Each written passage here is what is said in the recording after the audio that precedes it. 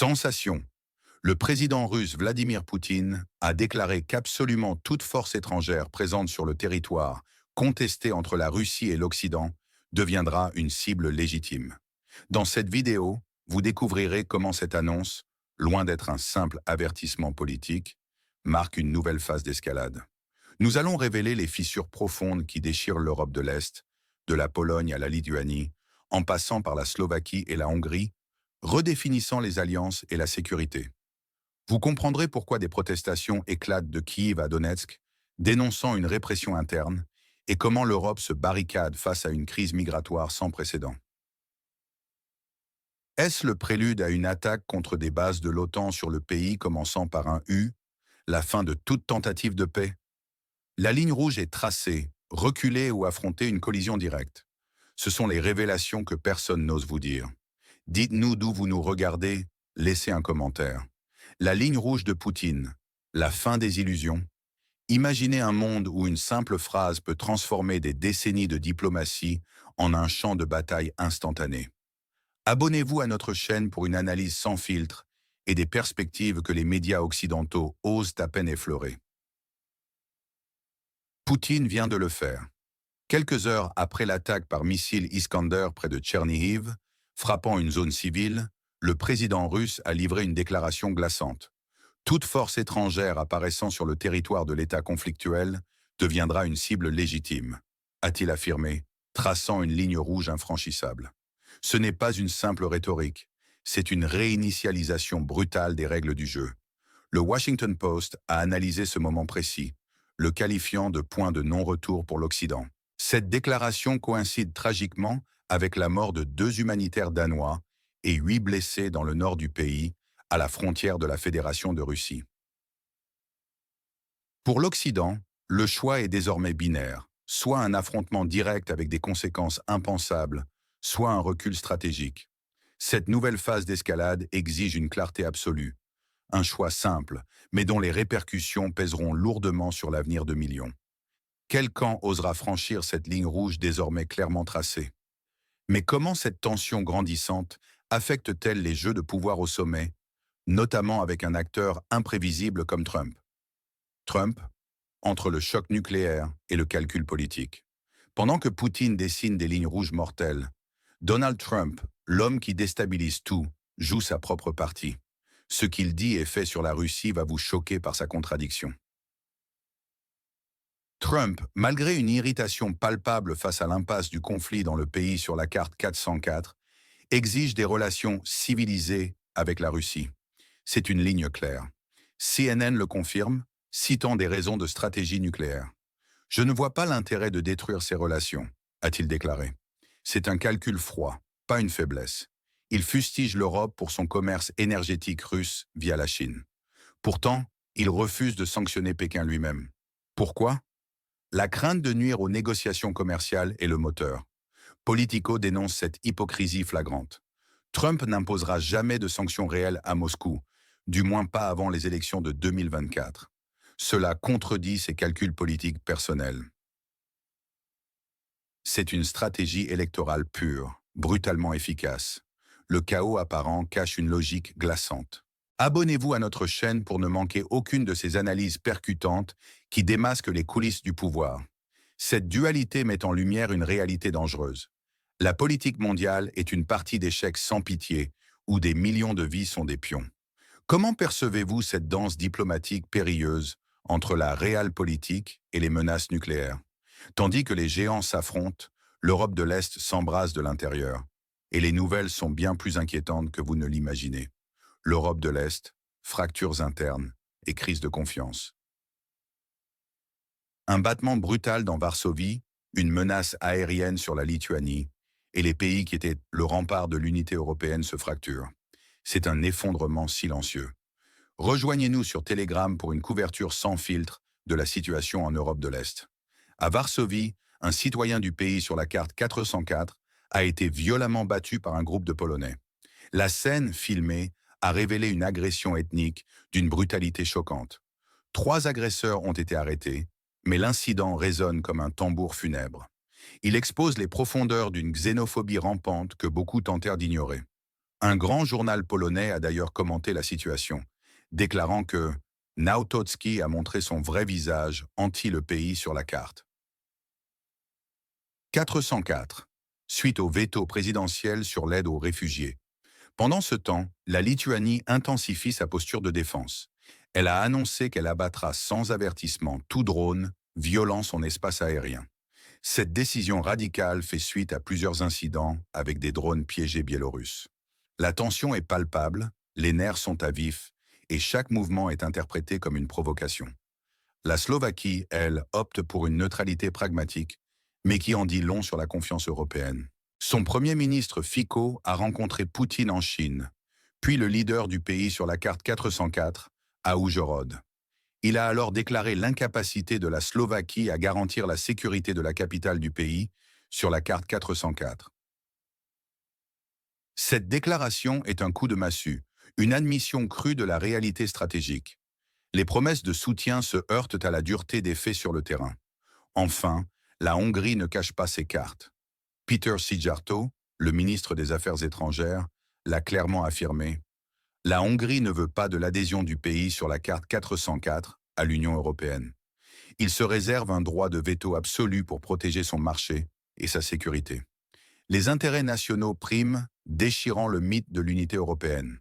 Ces incidents, loin d'être isolés, sont les symptômes d'une désintégration profonde. Ils révèlent une fracture interne inévitable, sous le poids des pressions extérieures et des égoïsmes nationaux. L'Europe de l'Est se fissure, et avec elle, toute l'illusion d'une solidarité inébranlable s'effondre. Partagez cette analyse.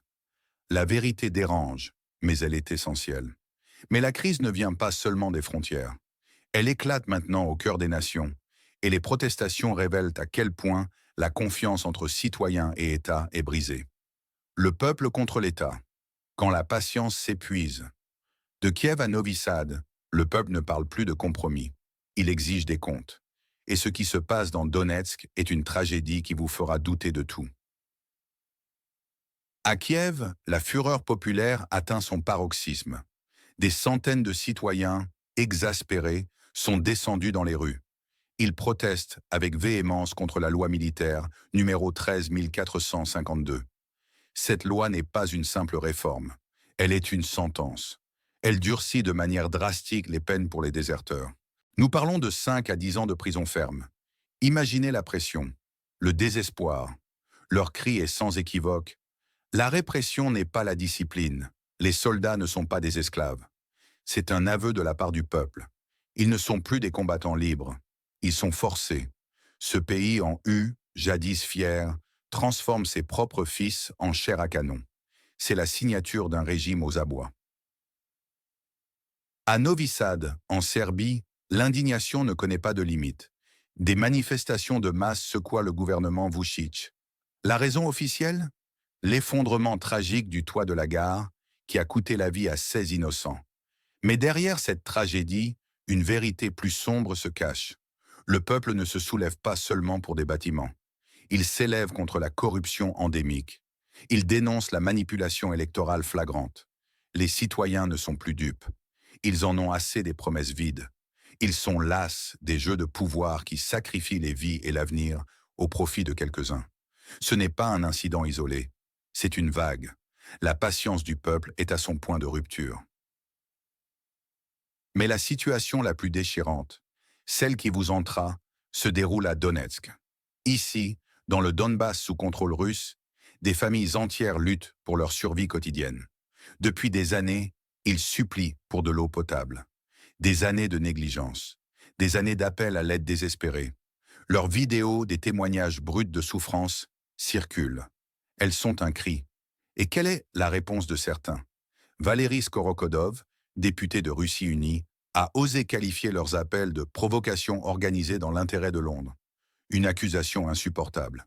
Comment peut-on nier la réalité de la soif, la réalité de la misère?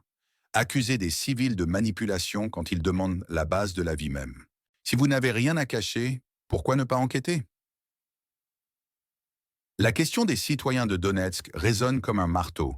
C'est un appel à la conscience. C'est une exigence de justice. C'est une preuve accablante de la déconnexion. Ne pas y répondre, c'est valider la souffrance. C'est nier l'humanité. Abonnez-vous pour ne rien manquer de notre analyse. Votre soutien nous aide à dévoiler la vérité. De ces témoignages, une vérité émerge. Quand l'État ignore les cris du peuple, la patience s'épuise et la rébellion couve. C'est un réveil brutal. Quel prix êtes-vous prêt à payer pour que votre voix soit enfin entendue? Partagez vos pensées. Tandis que les populations se battent pour leur dignité, les États, eux, redessinent les frontières, non pas sur des cartes, mais dans la vie même des gens. Et la migration est au cœur de ce nouveau chapitre.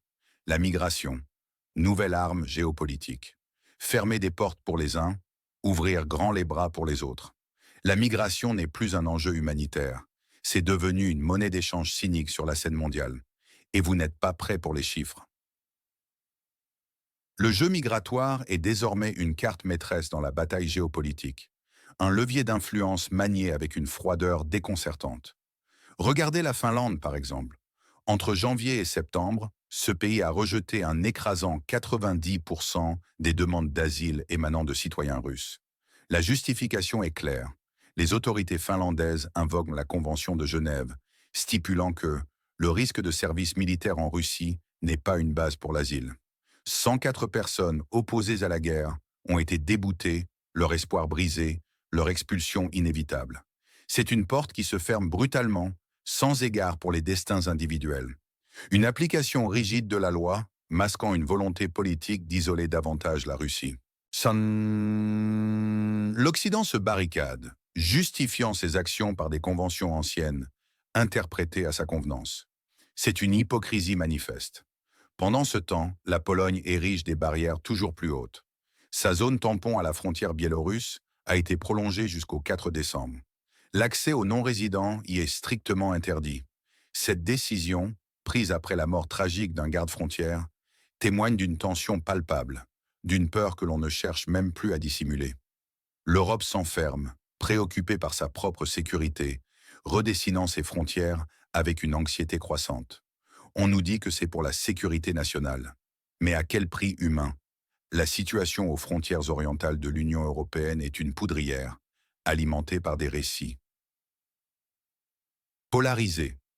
De l'autre côté de la barrière, la Biélorussie offre un contraste saisissant, une leçon de résilience face à l'adversité. Frappée de plein fouet par les sanctions occidentales, elle a choisi une voie audacieuse pour pallier sa pénurie de main-d'œuvre. Le pays s'apprête à accueillir 150 000 travailleurs pakistanais, leur offrant des salaires attractifs de 500 à 600 dollars par mois. C'est une réponse directe, pragmatique et stratégique face aux pressions extérieures visant à isoler Minsk. Alexandre Loukachenko l'a formulé avec une franchise désarmante, défiant le blocus occidental. Si les Européens ne veulent pas travailler, nous laisserons les autres travailler. Ce n'est pas qu'une simple déclaration. C'est une philosophie, une riposte claire. Aux tentatives d'étranglement économique. La Biélorussie ne se contente pas de subir, elle agit, elle crée de nouvelles dynamiques. Elle démontre que le monde ne se limite pas aux diktats occidentaux. Ce deux poids, deux mesures migratoires est plus qu'une simple divergence de politique. Il révèle une fracture profonde dans la perception des êtres humains et de leurs valeurs. Pour certains, ils sont une menace à contenir, des nombres sur des statistiques d'expulsion. Pour d'autres, une ressource à valoriser, des opportunités de croissance. C'est une manipulation cynique des flux migratoires, transformée en outils géopolitiques, en armes économiques. La compassion cède la place au calcul froid, à la géopolitique la plus crue. Les frontières deviennent des lignes de front dans une guerre. Où les vies humaines sont des pions interchangeables. Cette situation doit nous alerter sur la déshumanisation rampante de notre époque, sur la dérive des valeurs humanitaires au profit d'intérêts étroits. La migration n'est plus un droit universel, elle est devenue une marchandise dans le grand marché cynique des nations. C'est un futur sombre qui se dessine. Soutenez notre journalisme indépendant. Abonnez-vous pour ne rien manquer. Ce cynisme est une gifle directe, une preuve que la dignité humaine est désormais monnaie d'échange. Que pensez-vous de ce deux poids, deux mesures? Exprimez-vous dans les commentaires. Et dans cette nouvelle réalité brutale, même un simple mot, une blague innocente, peut avoir des conséquences terrifiantes. C'est la nouvelle norme. Le mot comme arme, la peur redéfinit la liberté d'expression. Une blague innocente à l'aéroport, un cri à l'aide d'un peuple assoiffé. Dans ce nouveau monde, chaque mot est scruté, chaque mot peut être une bombe, et la frontière est de plus en plus floue. C'est le plus terrifiant de tous les constats. Le contrôle s'intensifie. La peur règne en maître. À Almaty, au Kazakhstan, un jeune citoyen ouzbek de 18 ans en a fait la mère expérience. Une simple plaisanterie, celle d'une bombe nucléaire dissimulée dans ses bagages, lui a coûté cher. Le verdict est tombé, implacable. Une amende salée de 150 dollars et une inscription durable dans son casier judiciaire. Une blague innocente, une parole légère, traquée et punie avec la même sévérité qu'un acte de délinquance. Avéré. Quelle est cette société qui criminalise l'humour, même le plus noir? Mais l'absurdité atteint des sommets plus terrifiants. Dans le Donbass, cette région sous contrôle russe, des voix se sont élevées. Des résidents, le visage marqué par la détresse, ont filmé leur quotidien. Leur message était clair, un cri du cœur. Nous avons soif, il n'y a pas d'eau. Un besoin vital, une urgence humaine, palpable. Pourtant, cet appel désespéré à l'aide ne fut pas perçu comme tel. Il fut qualifié de sabotage organisé. Le député Valéry Skorokodov, membre éminent de Russie Unie, l'a affirmé sans détour.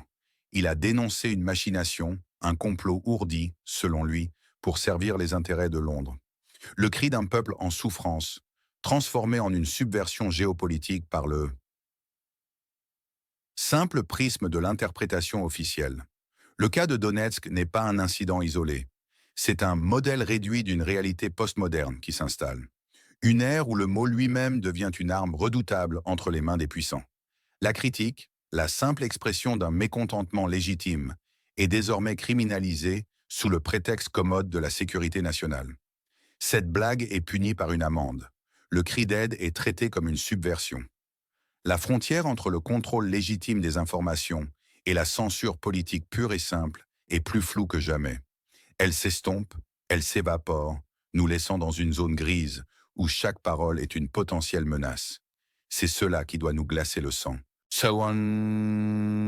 Partagez votre avis. Jusqu'où la sécurité doit-elle s'étendre avant de briser la liberté? Les valeurs fondamentales ne s'effondrent pas dans le fracas des armes, mais s'érodent chaque jour, silencieusement, par de petites décisions légales qui, à première vue, paraissent si sensées. Dans ce climat d'anxiété, la question brûle. Pouvons-nous encore nous permettre le luxe de la vérité? La guerre dans l'État frontalier avec la Fédération de Russie a déclenché une mutation profonde de nos sociétés. Les frontières, la migration, la liberté d'expression, tout est redéfini. Les questions restent. Les réponses, elles, se